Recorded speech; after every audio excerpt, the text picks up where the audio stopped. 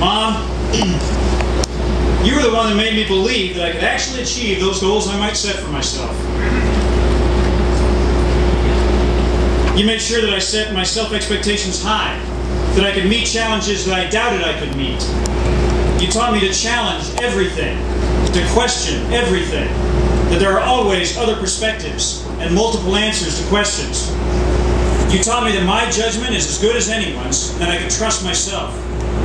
You were there to help me heal my physical, emotional, and spiritual wounds until I was capable of doing so myself. And I would never have made it here without you, Mom. You're the best.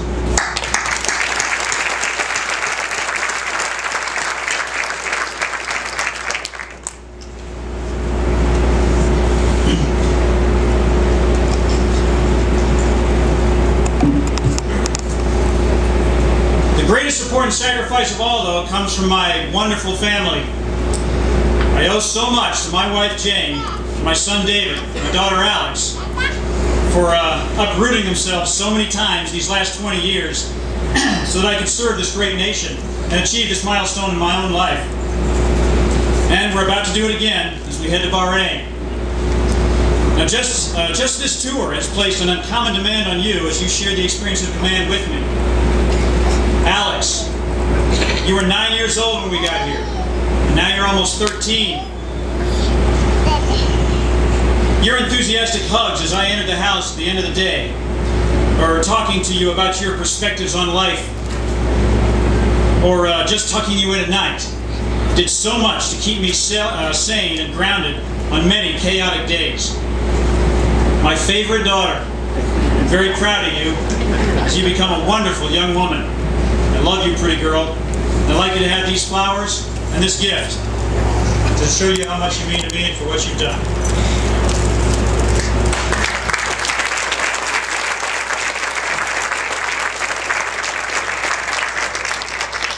David, Big D, oh, the places I see you going. In the last 3 years, you've grown 1.5 feet and developed a confident but caring demeanor. When I wasn't there, you were the one that Mom called on when she needed some grown-up help with some stuff around the house. And you did so even with your extraordinary load at school academically and with your activities after school. And when I was home, I had more fun talking with you about just about everything. And while I know it frustrates your mother, I'm also extraordinarily proud that your sense of humor is so similar to mine. I love you, David, and I want to say that I want you to have this gift to remind you how much I appreciate you for who you are, for what you do for me.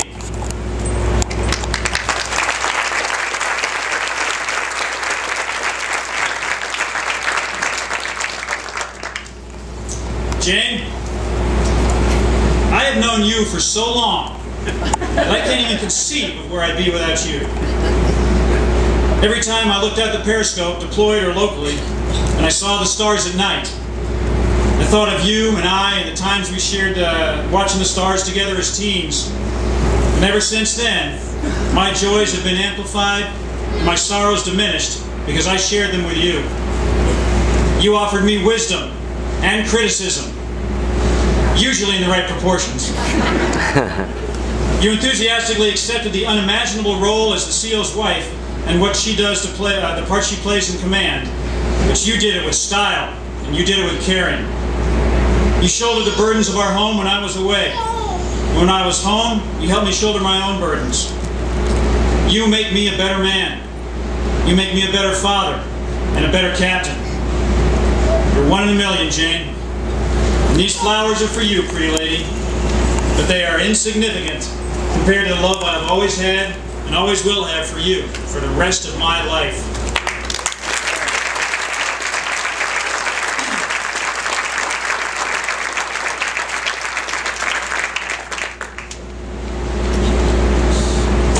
And now to my officers. No disrespect to any other captains out there, but my JOs are the best in the Navy. Yeah. You guys had an uncommon passion for this work, and each one of you has the potential for command. And trust me, it's not as far off as you might think. So, trust your judgment, be true to yourself and your men, and it'll happen. I've had some fine department heads that showed some brilliant talent and dedication.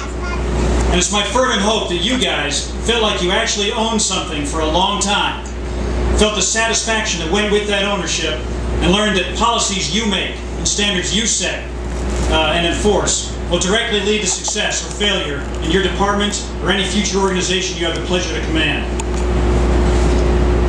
I've had the tremendous fortune to have worked with outstanding XOs. My first XO, Darren Poor, will shortly be assigned to a command of his own, and I look forward to visiting that ship.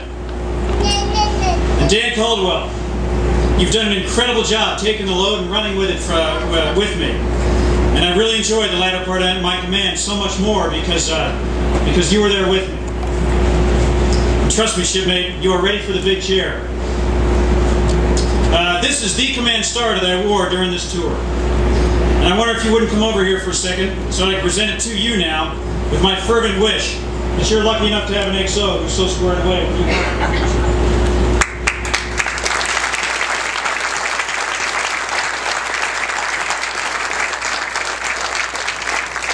To my chief's quarters. In my 20 years of submarine service, I can confidently say that Scranton's has been the tightest group of senior enlisted leaders with whom I have ever worked. And Scranton and I could not have done what we did together without the uncommon leadership of the quarters by my incredible cobs, Master Chief Scott Lentz and Master Chief Steve Nordman. Gentlemen, if I had half as much role in the success, or if I did half as much for your success as you've done for mine, I'd really be shocked. I have always been and always will be proud of my Scranton Chief's quarters. So gentlemen, call me if you need anything as you continue to anchor up and anchor on. And to all the snipers of Scranton, we've been through a lot together, and there's a few things I want you to remember. Never forget how cool your job is. You serve in a nation that pioneered and championed the concept of self-government and freedom for all men. You serve in the greatest Navy in the history of mankind, and you're part of the most successful submarine force on the planet. You are part of a tradition of brotherhood and success that is over 100 years old, and it will continue to succeed because of you. And on Scranton, you've done things that, while too classified to completely disclose, are things for which you should be justifiably proud. So when you get old, and you're imparting your wisdom on your grandchildren, and they may ask you, "So, Grandpa, what did you do when you were younger?" You'll smile a little bit, and you'll say, "I served in the United States Navy. And not only that, but I served on the submarine force. And not only did I serve on the submarine force, I served on the USS Scranton." Snipers, in my 1,098 days in command, we went through 2 deployments together, to include 566 days away from our families. 490 of them actually underway. We've steamed over 109,454 miles together.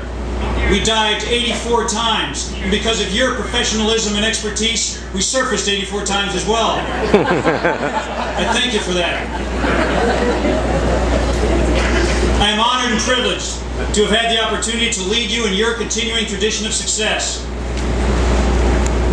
But you and I must now part company and sail our separate ways. But before then, I have one last question.